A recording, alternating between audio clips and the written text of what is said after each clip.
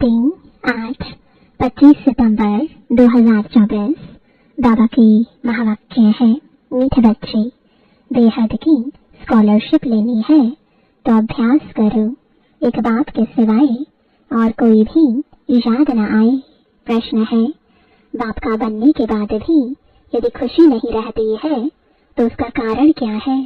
उत्तर है, पहला, बुद्धि में पूरा ज्ञान नहीं रहता। दूसरा, बाप को यथार्थ रीति याद नहीं करते। याद न करने के कारण माया धोखा देती है, इसलिए खुशी नहीं रहती।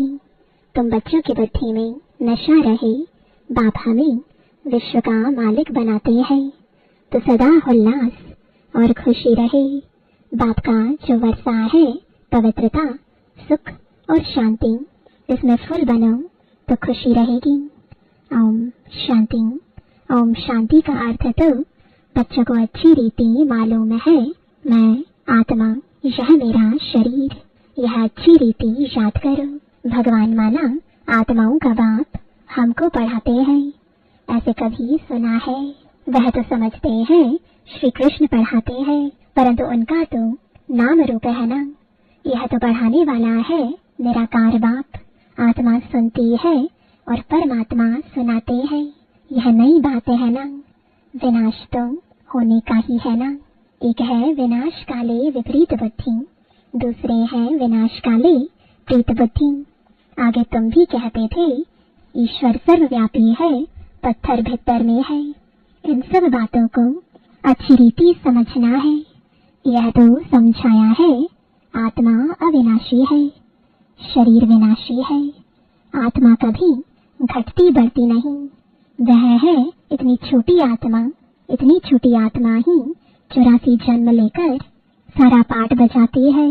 आत्मा शरीर को चलाती है। ऊंच ते ऊंच बात पढ़ाते हैं तो जरूर मर्तबा भी ऊंच मिलेगा। आत्मा ही पढ़कर मर्तबा पाती है। आत्मा कोई देखी नहीं जाती। बहुत कोशिश करते हैं कि देखे आत्मा कैसे आती है, कहाँ से निकलती है, परंतु मालूम नहीं पड़ता है। करके कोई देखे भी तो भी समझ नहीं सकेंगे। यह तो तुम समझते हो, आत्मा ही शरीर में निवास करती है। आत्मा अलग है, जीव अलग है। आत्मा छोटी बड़ी नहीं होती है, जीव छोटे से बड़ा होता है। आत्मा ही पतित और पावन बनती है। आत्मा ही बाप को बुलाती है, हे पतित आत्माओं को पावन बनाने वाले बाबा आओ। यह भी समझाया है सभी आत्माएं हैं ब्राइड्स यानी सीताएं, और वह है राम ब्राइडग्रूम एक। वो लोग फिर सभी को ब्राइडग्रूम कह देते हैं। अब ब्राइडग्रूम सब में प्रवेश करे यह तो हो नहीं सकता। यह बुद्धि में उल्टा ज्ञान होने के कारण ही नीचे गिरते आए हैं, क्योंकि बहुत ज्ञानी करते पाप करते डिफेम करते हैं। बाप की बहुत भारी निंदा की है। बच्चे कभी बाप की ग्लानि करेंगे क्या? परंतु आजकल बिगड़ते हैं तो बाप को भी गाली देने लगते हैं। यह तो है बेहद का बाप। आत्मा ही बेहद के बाप की ग्लानि करती है। बाबा आप कच्छ अवतार हो। श्री कृष्ण की भी ग्लानि की है, रानियों को भगाया। यह किया माखन चुराया। अब माखन आदि चुराने की उनको क्या दरकार पड़ी? इतने तमो प्रधान बुद्धि बन पड़े हैं। बाप कहते हैं मैं आकर तुमको पावन बनाने की बहुत सहज युक्ति बताता हूँ। बाप ही पतित पावन सर्वशक्तिमान अथॉरिटी है। जैसे साधु संत आदि जो भी है उनको शास्त्रों की अथॉरिटी कहते हैं। शंकराचार्य को भी वेदों शास्त्रों आदि की अथॉरिटी कहेंगे। उनका कितना भबका होता है। शिवाचार्य का तो कोई भबका नहीं, इनके साथ कोई पलटन नहीं। यह तो बैठ सभी वेदों शास्त्रों का सार सुनाते हैं। अगर शिव बाबा भबका दिखाए तो पहले इनका यानी ब्रह्मा का भी भबका चाहिए, परंतु नहीं। बाप कहते हैं मैं तो तुम बच्चों का सर्वेंट हूँ। बाप इनमें प्रवेश कर बच्चों को समझाते हैं कि बच्चे तुम पतित बने हो, तुम पावन बन फिर 84 जन्मों के बाद पतित बन गए हो। इनकी ही हिस्ट्री जियोग्राफी फिर से रिपीट होगी। इन्होंने ही 84 जन्म भोगे हैं, फिर उन्हें ही सतप्रधान बनने की युक्ति बताते हैं। बाप ही सर्वशक्तिमान है, ब्रह्मा द्वारा सभी वेदों शास्त्रों का सार समझाते हैं। चित्रों में ब्रह्मा को शास्त्र दिखाते हैं, परंतु वास्तव में शास्त्रों आदि की बात है नहीं। न बाबा के पास शास्त्र है, न इनके पास, न तुम्हारे पास शास्त्र है। यह तो तुमको नित्य नई नई बातें सुनाते हैं। यह तो जानते हो कि सभी भक्ति मार्ग के शास्त्र है। मैं कोई शास्त्र थोड़े ही सुनाता हूँ, मैं तो तुमको मुख से सुनाता हूँ, तुमको राजयोग सिखाता हूँ, जिसका फिर भक्ति मार्ग में नाम गीता रख दिया है। मेरे पास व तुम्हारे पास कोई गीता आदि है क्या?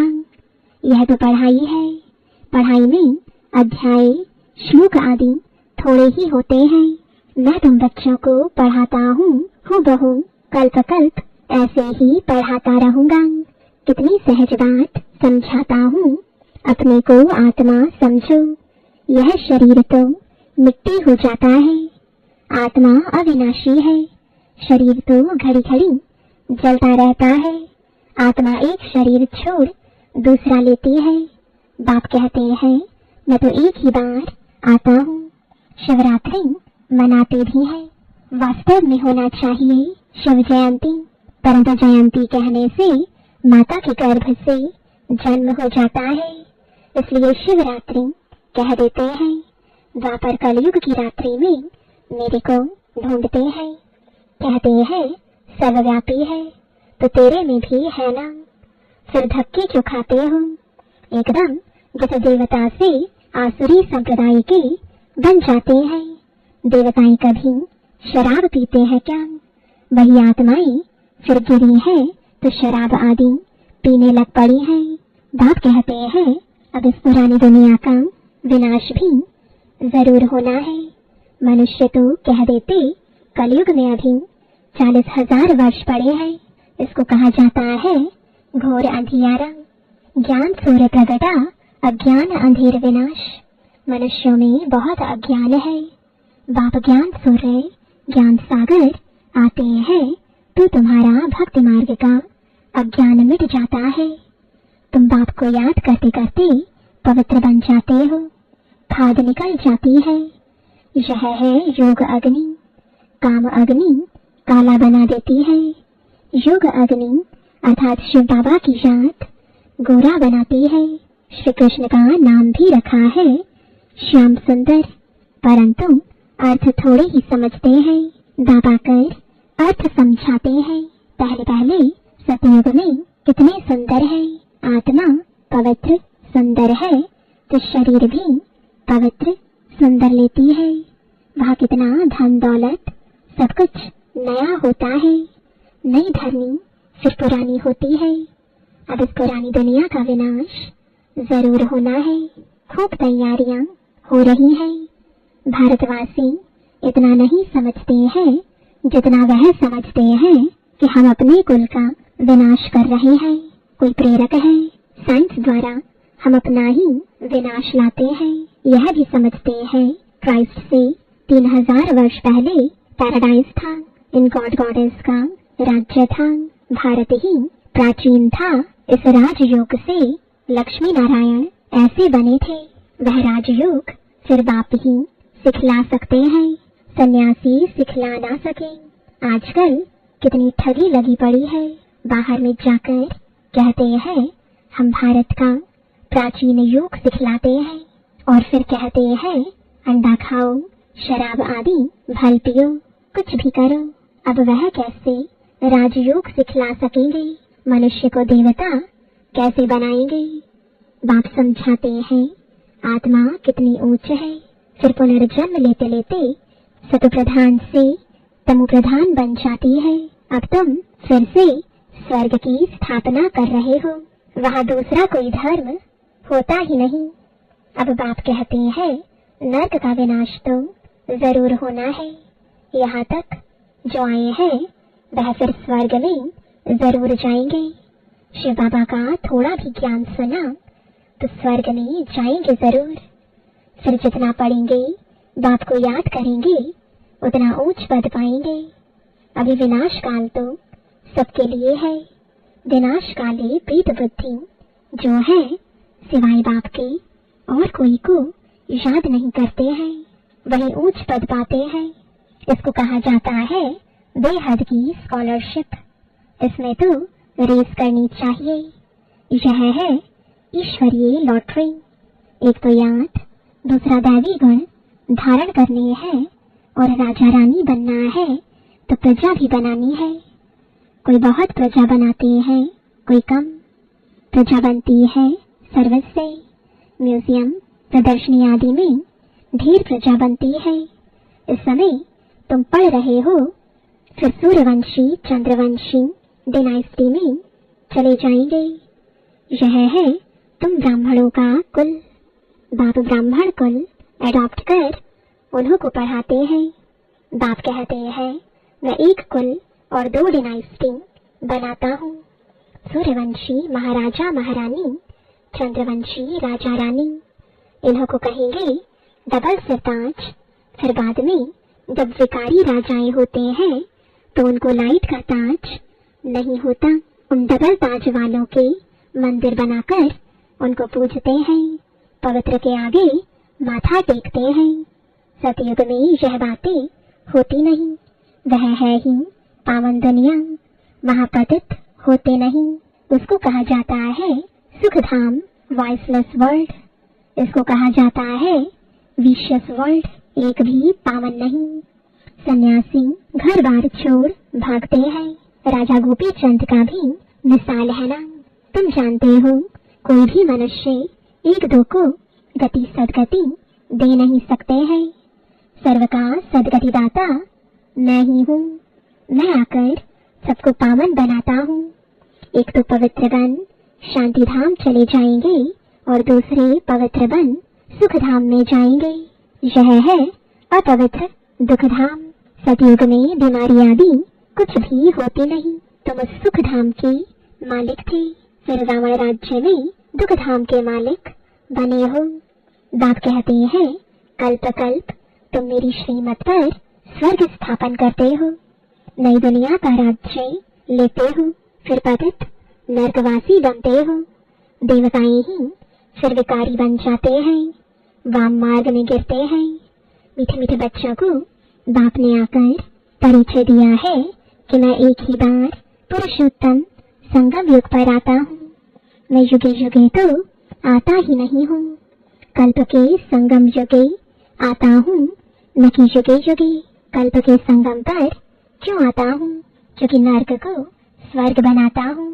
हर 5000 वर्ष बाद आता हूँ। कई बच्चे लिखते हैं बाबा हमको खुशी नहीं रहती है, उल्लास नहीं रहता है। अरे बाप तुमको विश्व का मालिक बनाते हैं, ऐसे बाप को याद कर तुमको खुशी नहीं रहती है। तुम पूरा याद नहीं करते हो तब खुशी नहीं ठहरती है। पति को याद करते खुशी होती है जो पतित बनाते हैं, और बाप जो डबल सिरताज बनाते हैं उनको याद करके खुशी नहीं होती है। बाप के बच्चे बने हो फिर भी कहते हो खुशी नहीं। पूरा ज्ञान बुद्धि में नहीं है, याद नहीं करते हो, इसलिए माया धोखा देती है। बच्चों को कितना अच्छी रीति समझाते हैं, कल्प कल्प समझाते हैं। आत्माएं जो पत्थर बुद्धि बन पड़ी है उनको पारस बुद्धि बनाता हूँ। नॉलेजफुल बाप ही आकर नॉलेज देते हैं।